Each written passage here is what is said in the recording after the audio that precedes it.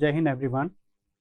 I am Dr. Akash Kumar from the Department of Applied Science and Humanities at IIIrd Engineering College, Ghaziabad. We will be having a discussion on the topic today, the formation of a joint stock company, and we will be looking into some primary information related to the company formation and the other things related to the topic. The topic has been discussed and we will be discussing this topic under the subject of Constitution of India, Law and Engineering.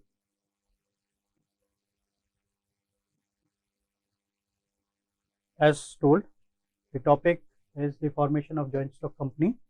As we know, the importance of company played in the economy of any nation, the most important point is that the company facilitate the trade, it facilitates the growth, it becomes the backbone of the nation, which provides the ample of opportunities for employment of youth, as well as the various economic processes that depends on the formation of the companies and the policy framework that defines the existence of the economic standards. Our topic will be dealing with the following concept: the introduction and characteristics of a company, the kind of companies, the important stages in the formation of company, and we will be trying to look into the important point, the memorandum of association and the article of association, and finally we'll just have a glimpse of the difference between these two important documents of the company. Now let us understand, today's company are the most popular form of large scale business organization. Companies are controlling the major portion of production, trade, transport, financing, warehousing, etc. Companies have an edge over other forms of business organization in as much as they are more stable and can raise larger funds with limited risk of the contributors.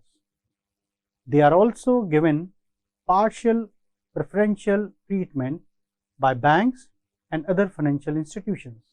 The most important point is that the major portion of production, trade, financing, warehousing is always dependent and determined to the extent and nature of the companies which are established at every nook and corner of the nation and defines the ambit, defines the overall scenario of building the nation.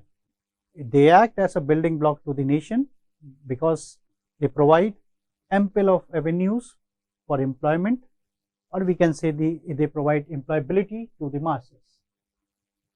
The word company means an association formed by a number of persons for some common object. Now, whenever we talk about common object, the common object in the parlance of business is always profit making. When such an association of person is registered under Companies Act, it becomes an artificial person with perpetual succession and common seal. An important point in this line is that we are trying to just have a look into the characteristics, the basic characteristic feature of a company, which is the artificial person, perpetual succession, and the common seal. These are the three main important points, or we can say the characteristics of a company which give the existence to a company. We will be looking into this concept later. Joint stock form of business organization has become very popular as a device to overcome the shortcoming of any other form of business. Desire to take advantage of unlimited resources and limited liability has led to the formation of joint stock companies. The important point here is we are talking about the advantage of unlimited resources. Though we all know that the resources are never unlimited, but from the perspective, from the point of view that the number of people who form the joint stock company, as far as the money resource is concerned, to an extent they become unlimited for the company, as they may issue shares, as they may get financial help from different banks, as the banks and other financial institutions give them the preferential treatment, as we have just discussed above. The unlimited liability is another point where we will be dealing with this point. Limited liability to the extent of enjoying the investability of the individual investor in the company in the form of shares, which are invested, which are purchased by the individual, which represent the ownership of the shareholder, and the liability if the company becomes bankrupt or is unable to pay its creditor. The liability of the shareholder is only limited to the extent of the shares being held by him, and at no point his or her private property will be used for paying the debt of by the company. The Companies Act 1956 was an Act of Parliament of India enacted in 1956, which enabled companies to be formed by registration and set out the responsibilities of the companies, the directors and secretaries. It was repealed and replaced by the Companies Act 2013. According to Section 3, subsection 1.1 of the Companies Act 1956, a company is defined as a company formed and registered under this Act or any existing company. Any existing company means a company which is formed and registered under any of the previous company law. The definition given by the Companies Act does not define the company clearly as to its features. It is important that we must go into the details to an extent about the features of the company. We will be just discussing in the later stage of the lecture. The Chief Justice Marshall of USA in Dartmouth College case defined a company as a corporation. A corporation is an artificial being, invisible, intangible, and existing only in contemplation of the law, that is, existing as a result of being formed according to the law. Being a mere creation of law, it possesses only the properties which the charter of its creation confers upon it, either expressly or as incidentally to its very existence. The important point here is, being a mere creation of law, that is, company is created by law according to the act under which the company has been formed, possesses only the properties which the charter of its creation confers upon it, either expressly or as incidental to its very existence. The company is owned by the person who possesses transferable shares and is managed by the directors elected by the members of the company. The liability of the members remains limited to the extent of the nominal value of the shares purchased by them. Now, here the nominal value of the shares means we can say the face value of the share or the value at which the share has been purchased by the individual investor. In some cases it is rupees 10, it is rupees 5, or it is rupees 2 per share. There is a huge difference between nominal value and the market value of the share. The market value of the shares basically depends upon the demand and supply, or demand and supply in the share market. Therefore, the value of shares or the ownership rights of an individual investor does not mean that his value will be increased as the market value of that share will increase, but it only means that the extent of the liability of that member will be only limited to the face value of the share being held by that individual investor. A company is owned by the persons who possesses transferable shares and is managed by the directors elected by the members of the company. The liability of the members remains limited to the extent of the nominal value of the shares purchased by them. We have just discussed this point. What are the basic characteristic features we must be able to understand? The incorporated association. Under the Companies Act, a company must be registered or incorporated. The minimum number of persons required for the incorporation are 7 in case of public company and 2 in case of private company. Incorporation here means that according to the law, according to the act which is prevailing and which is related to the purpose of establishing any of the enterprise or organization, or we can say company. The artificial person, it is an artificial legal person enjoys same rights and owing same obligations as a nature person or natural person. Basically, the company and the owner of the company are two different entities. The owner, the company has been established under the law, under the Companies Act, and the owner is a separate person who will be taking who will be looking after the affairs related to the management or managing of the company he or she has established. Separate legal entity. A company is a separate and distinct from the person who constitutes it. Now, we have just discussed that the company and the company and the owner of the company are two different entities in the eyes of law. Limited liability. The liability of its members is limited to the unpaid value of the shares held by them or guarantee given by them. That means the liability of the company is of its member is limited to the unpaid value of the shares. This means that the shareholder, the liability of paying the liability of the company, of the shareholder is only limited to the number of shares held by him as the owner, which explains the ownership of that individual. Separate property.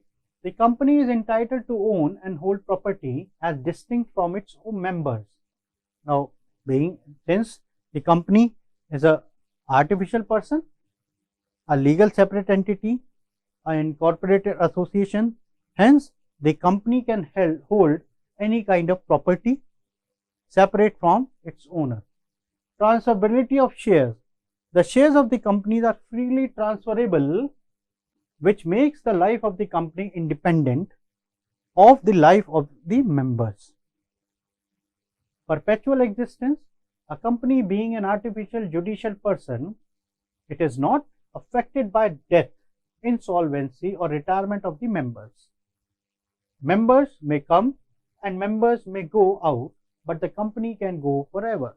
It is important to understand that any of the business venture is not always established for a smaller period or for a shorter period of time, unless and until it is a project oriented enterprise, or we can say a joint venture company. But when we talk about the perpetual existence of a company, any of the company which is established is always established with a view to continuously operate in the industry for an indefinite period of time. The common seal is the official signature of the company, because a company cannot sign like a natural person. Now, important point here is to know is that since the company is an artificial person, so it cannot move on its own, it cannot write on its own. So therefore, there has to be some representative of the signatory or signatures of the company, and thereby the common seal act as that concept as that concept by which the company official signature can be made on the document or the various types of legal documents of the company. Company may sue and be sued in its own name. One of the consequences of separate legal entity is that the company may sue and be sued in its own name. Now, ultimately, the owner, as we know, the company is an artificial person, separate in legal entity, so they are two different individuals. Now, important point here is understand is that that anybody can sue the company, and the company can sue in its own name to the other company. The workers, the management, the manager of the company are separate from the company, as the company is has a perpetual existence, common seal is and is basically is a artificial person having legal entity. Kinds of company. According to the modes of incorporation, company may be classified into two kinds: a statutory company, that is made according to the law; registered company, that is registered according to the law. What are statutory companies? A company formed by a special act passed either by the central parliament or the state legislature is called a statutory company. Such companies are governed by their respective acts, though the liability of the members of such company is limited. Yet, in most of the cases, they may not be required to use the word limited as the part of their names. Some of the important statutory companies are State Bank of India, Industrial Finance Corporation of India, and so on. Registered company, the second point is, the companies formed by the registration under the Companies Act are known as registered companies. The working of such companies is regulated by provisions of the Companies Act. The Memorandum of Association, the Articles of Association are two most important documents of the company, which we will be just discussing later on. These companies may be limited by shares or limited by guarantee or unlimited company. The important point here is that the limited liability clause plays an important role in the company affairs as far as the financials are concerned. What a private company? A private company is one which is by its article of association has the following basic features. Number one, restricts the right of the members to transfer shares. Second, limits the number of members to 50, excluding past or present employees of the company. And third, prohibits any invitation to the public to subscribe its shares or debentures. Now, these three are the basic key points which highlights the private company, a company being a private company, and these points are basically mentioned in the Articles of Association of the company under consideration. A private limited company may have, however, be registered with only two members, where two or more persons hold one or more shares jointly, they will be considered as one member. Now we have the public company. A company, the article of association of which does not contain the requisitions or requisite restrictions necessary to make it a private limited company, is called public limited company. A public limited company is under no legal binding to invite public to subscribe its shares or debentures. Now, the question may be arriving in the mind, so what are shares? Shares are basically represent the ownership of the investor, ownership of the investor in the company of which the shares has been held. by that person.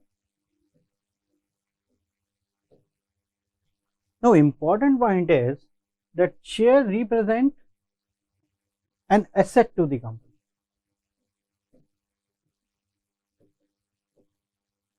Whereas nowadays we do not have debentures, but debentures represent liability of a company. Debentures basically represent the loan taken by general public by the company. So we must try to just have an idea that people talk about shares.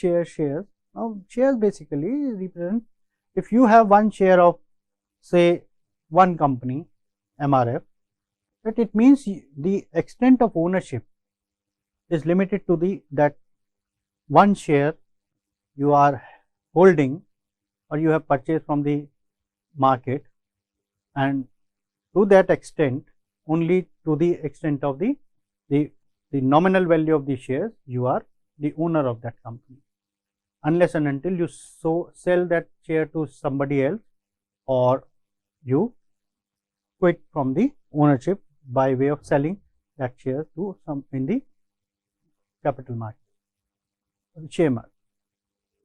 Now this is a chart which just we may try to have a glimpse on it.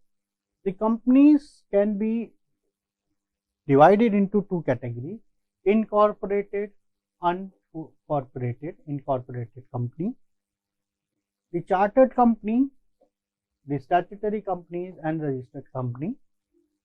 The registered companies are again subdivided into two categories: the unlimited company and limited liability company.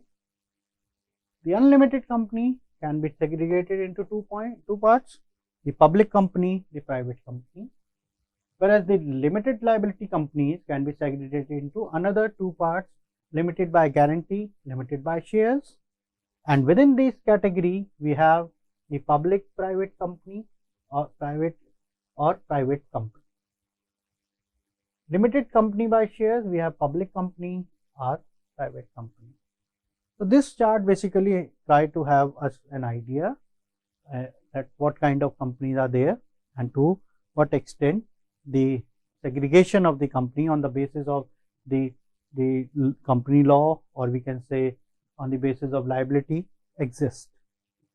Important stages in the formation of a company. Now this is one of most important, just an interesting part of the lecture today.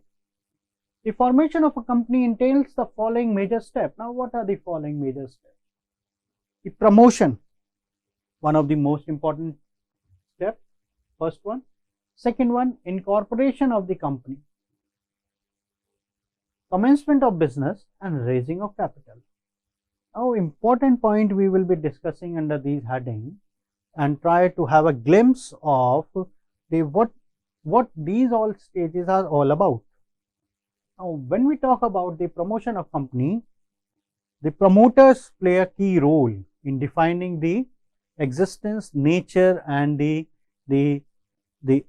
overall characteristics of that company, characteristic feature as far as the sector is concerned, as far as the nature of operations are concerned.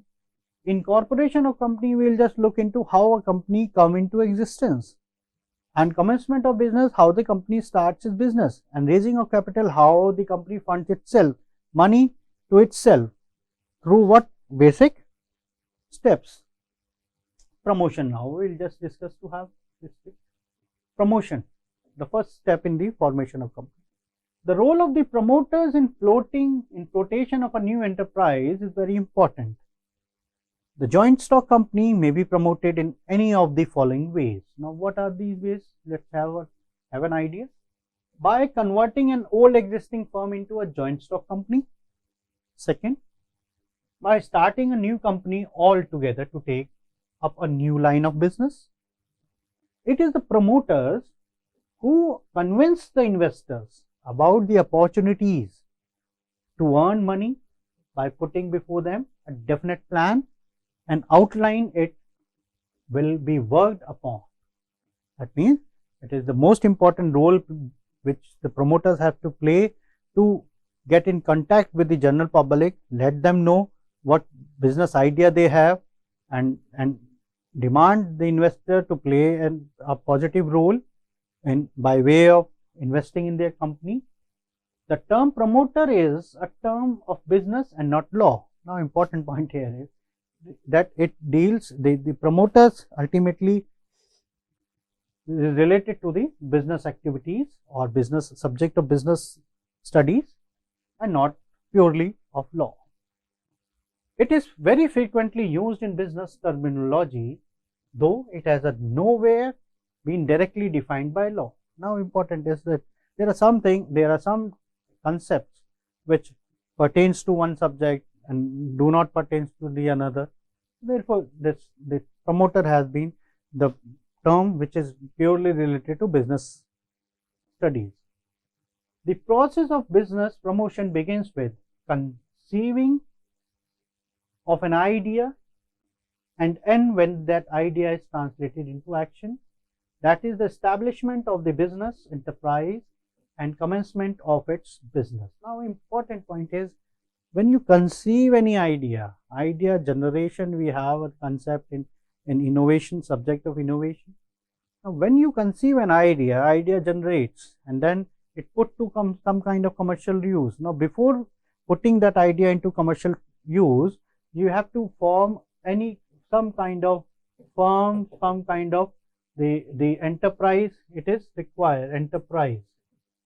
Now, when we talk about this, that means that promotion is the first step towards the process of giving us initial shape to your business idea and then leading towards the achievement, or we can say leading towards the different another stage where the company can get into existence.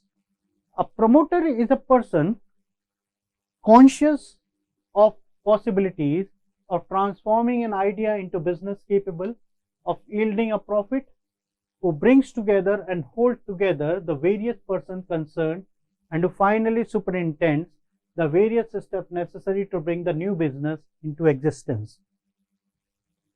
Promoters seek the assistance of a big team of experts, coordinates their advices and brings together man, money and material. This work is twofold. It embraces both conceptions of some economic project and the formulation of the means for realizing it. Now, the overall point here has been highlighted. The promoter seeks the existence of a big team of experts, getting into discussion how the business will be started, how the company will be established, coordinates with their advices, whatever kind of fruitful advices is achieved from them, we go ahead and brings together men, money and material. That means all the work which we also say that the work of an entrepreneur is for that incorporating and contributing towards the growth of a company or business enterprise by way of using all types of inputs. His work is twofold. It embraces both conception of some economic project and the formulation of the means for realizing it. The stages in promotion: discovery of an idea and preliminary investigation, whether the idea discovered will be good for economic venture or not, whether the idea is sustainable, whether the idea will be beneficial or profitable. Detailed investigation into profitability, whether the idea can be put to the commercial use and the profit can be generated, profit can be made. Assembling of the production, assembling of the factor of production, that is inputs, needs to be used for the purpose of production. Financing of a scheme. Now, financing of scheme basically means from where the money resource will be gathered, collected and will be used, because money or finances are said to be the blood of the economy as well as for a company. So, therefore, the growth of the company will to a larger extent will be dependent upon the monetary resource the company is able to fetch or collect from the market or through investors. Promoters stand in fiduciary relationship with the company. They bring into existence as well as with those whom they induce to become shareholders in it. Now the important point is those whom they induce to become shareholders in it. That means who will be participating in the company as an owner by way of purchasing or holding some or the another share of that company which has floated or which has issued shares in the ultimate capital market or share market. Incorporation of a company. How the company gets incorporated. The three important steps taken by the company to get incorporated are preparation and filing of necessary documents, payment of necessary fee, registration of company, that is obtaining the certificate of incorporation of the company. So these three important points are basically the concepts which helps in to move towards the direction of documentary process and giving a final shape to the company through the process of incorporation. As a first step towards the formation of company, the following documents are to be filed with the registrar of the joint stock companies of the state in which the registered office of the company is to be situated. Memorandum of association. Now we will be just looking into some kind of basic point. It is the document which sets out the constitution of the company, and as such it is really the foundation on which the structure of the company is based. Second, the article of association or endorsement of the memorandum of association to be the effect of that company adopts table A, a model set of 99 articles contained in the schedule 1 of the Companies Act 1956. The list of directors, a list of such persons who have consented to become directors of the company with their names, address and the occupation is to be prepared and filed with the registrar of the companies. Written consent of the directors that they have agreed to act as the directors has to be filed with the registrar along with the written undertaking of the effect that they will take qualification of shares and will pay for them. Address of the company's registered office, important point here, just to enhance the communication, facilitate the communication. It is also customary to file the notice of the address of the company's registered office at the time of incorporation. It is to be given within 30 days after the date of incorporation. The statutory declaration. Declaration by and of the following person that all the legal requirements necessary for registration have been duly compiled with the following points: an advocate of the Supreme Court or the High Court, an attorney or a pleader entitled to appear before the High Court, a chartered accountant or company secretary practicing in India and who is engaged in the formation of the company by any person who is named in the articles as the director, managing director, manager or secretary of the company. The certificate of incorporation. On the filing of the above documents and the payment of necessary fee, it is the registrar, if the registrar is satisfied that everything is in order, and he will then register the company and issue the certificate of incorporation.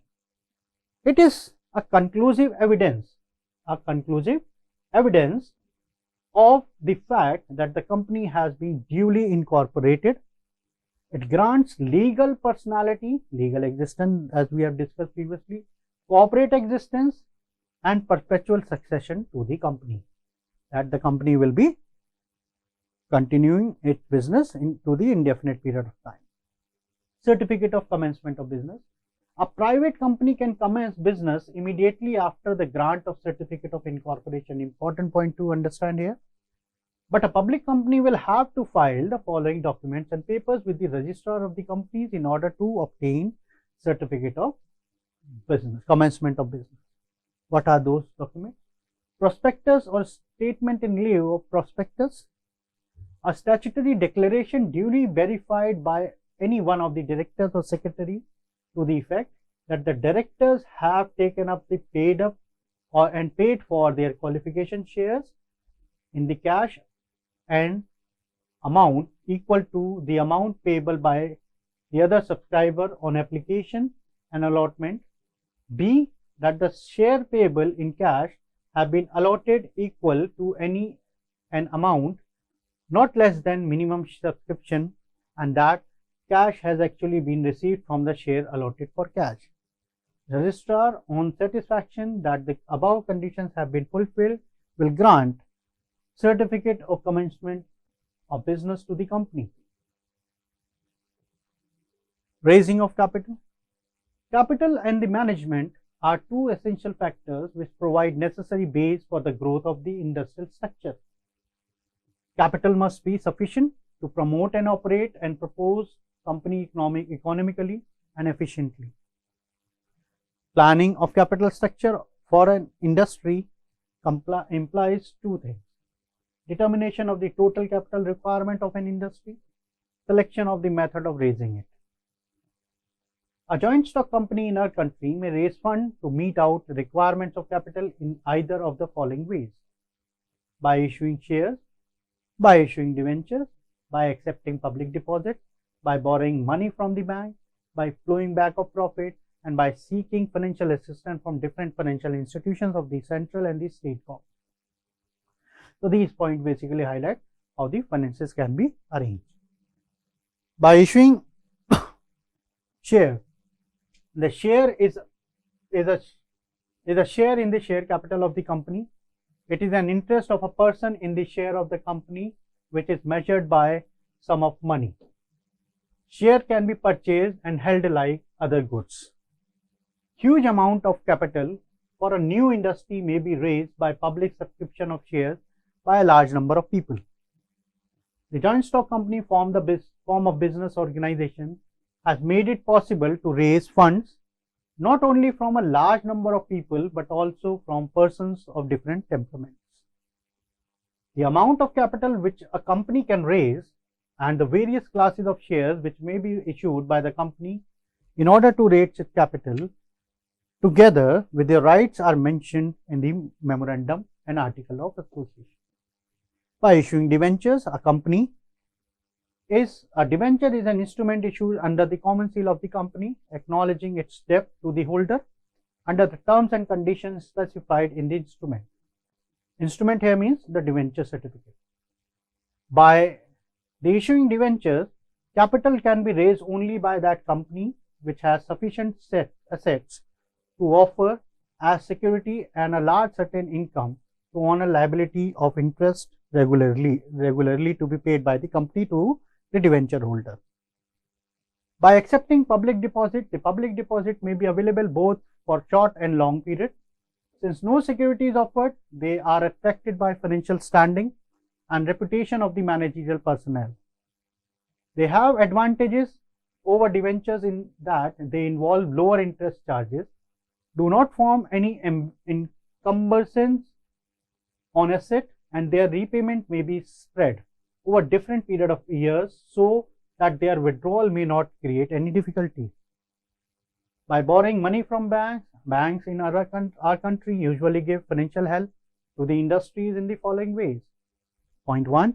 Advancing against tangible and marketable security lodged or pledged with the bank. Number 2. Advances against personal credit with two signatures to the pronote. Advances against the personal credit of the borrower only. By plowing back of profit, the employment of corporate saving accumulated in the business in the form of reserves for the purpose of further production is called plowing back of profit.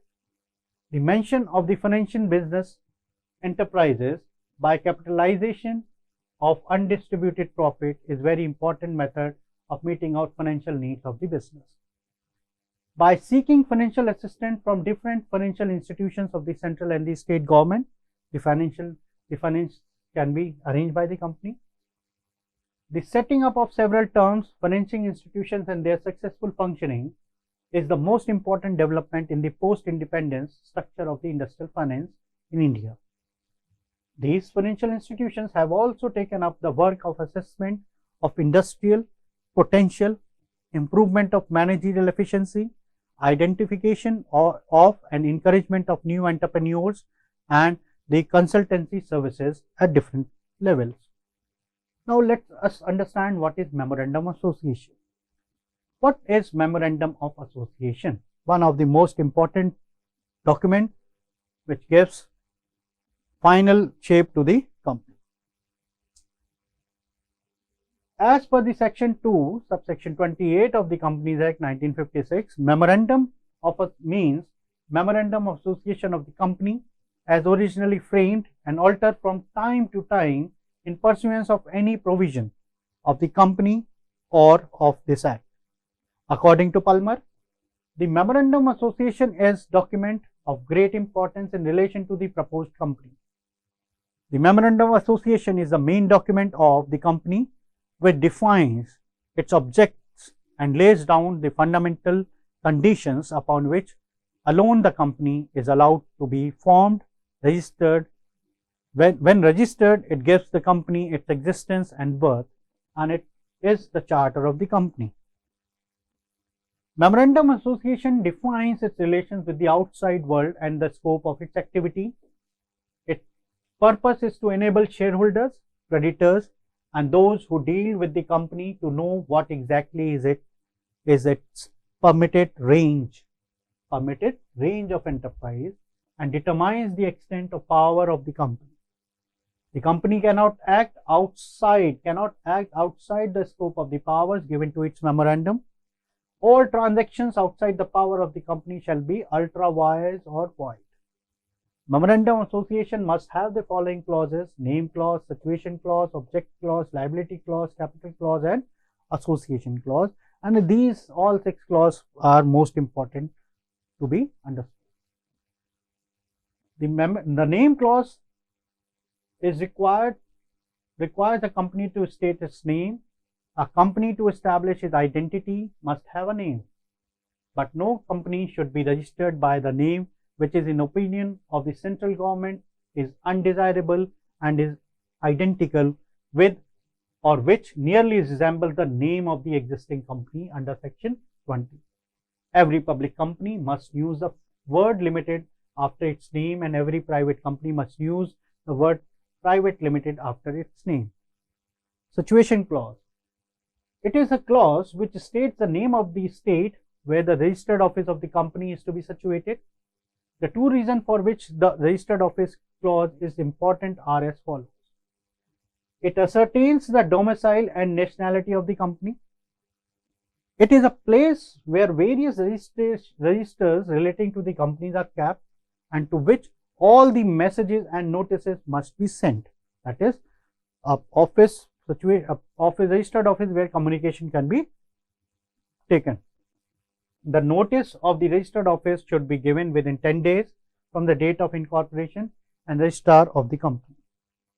The object clause is one of the most essential clause in the memorandum of association of a company, because it is not only accepts the objective but also help in determining the extent of power which the company can exercise in order to achieve the objective or objects. The liability clause, which states the nature of liability of the member. In case of a company limited by shares, the liability extends only to the amount unpaid on the shares taken by the individual. In case of a company limited by guarantee, the members are liable only to the extent of the amount undertaken to be contributed by them to the assets of the company in the event of its wound up. The capital clause, it is a clause which states the amount of the share capital with which the company is registered and the number of shares into which the capital is divided and the amount of each share. It states the limit beyond which the company cannot go. The association or subscription clause. The association clause generally works in the following form. We, the several persons whose names and addresses are subscribed by desirous of being formed into a company in pursuance of the memorandum of association, and we respectively agree to take the number of shares in the capital of the company set opposite to our respective names, and each subscriber to the memorandum should pay for shares for which he has subscribed. The last important document is Article of Association. The Companies Act 1956 article means the Articles of Association of a company as originally framed and altered from time to time. In pursuance of any previous Companies Act, the Article of Association are the rules and regulations of a company framed for the purpose of internal management of its affairs. Now, Memorandum of Association was basically dealing with the relation of the company to the outside world. An Article of Association will be dealing with the within the system, within the company. Of a company are subordinate to and are controlled by the Memorandum of Association. The articles are framed mainly for carrying out aims and objectives of the Memorandum of Association, and they accept the Memorandum of Association as a charter of incorporation, and so accepting it if the article proceed to define the duties, rights and power of the governing body of the company, who are vested with the responsibility of carrying out the operations of the company at respective levels. The Articles of Association are rules, regulations, bylaws for governing the internal affairs of the company.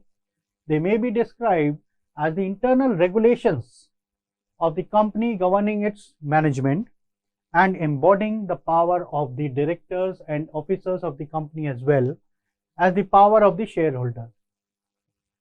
They lay down the mode and the manner in which the business of the company is to be conducted. In particular, articles prescribe rules for regulations regulating the transfer of shares, call on shares, holding of meetings, powers and duties, directors, their appointment, accounts, dividend notices, borrowing powers of the board, alteration of capital, voting rights, etc. Article of Association also form a sort of covenant between the members of the company, which binds the members of the to the company. So these are the contents of the Article of Association. The exclusion wholly or in part of Table A, adoption of preliminary contracts, member and the whole value of shares, allotment of shares, call on shares, line on shares, transfer and transmission of shares, forfeiture of shares, alternation of capital, share certificate, conversion of shares into stock, voting rights and proxies, meeting, directors and their appointment, borrowing powers, dividends and reserves, accounts and audit. So we see that every aspect has now been addressed, as the Article of Association is a document which will be dealing with the internal affairs of the company, internal management of the company, the managing the affairs within the company, and whereas we talked about the Memorandum of Association, that will be looking into the relationship of the company to the outside world. And these are the differences. To sum up, and on a lighter note, the following are the differences. The Memorandum of Association is a charter of the company and defines the scope of its activities, whereas the Article of Association of the company is a document which regulates the internal management of the company, and these are the rules made by the company carrying out the objects and purposes of the company. Second, where as far as the relationship is concerned, Memorandum of Association defines the relationship of the company with the outside world, as we have just discussed. Article of Association deals with the right of the members of the company inter se and also establishes the relationship of the company with the members. As far as the Memorandum of Association is concerned, that the Memorandum of Association is a supreme document of the company, whereas the Article of Association are subordinate to the Memorandum of Association. As far as the alteration is concerned, Memorandum of Association cannot be altered except in the manner and to the extent provided by the Act, and the Articles of Association, being only bylaws of the company, can be altered by the special resolution. Lastly but not least, provision if not followed, a company cannot depart from the provisions contained in its memorandum. If it does, it would be ultra-vires the company. Anything done against the provision of Article of Association but which is intra-vires the Memorandum of Association can be rectified. And thus we have discussed the concept, and thank you to all. Thank you for listening. Jai Hind.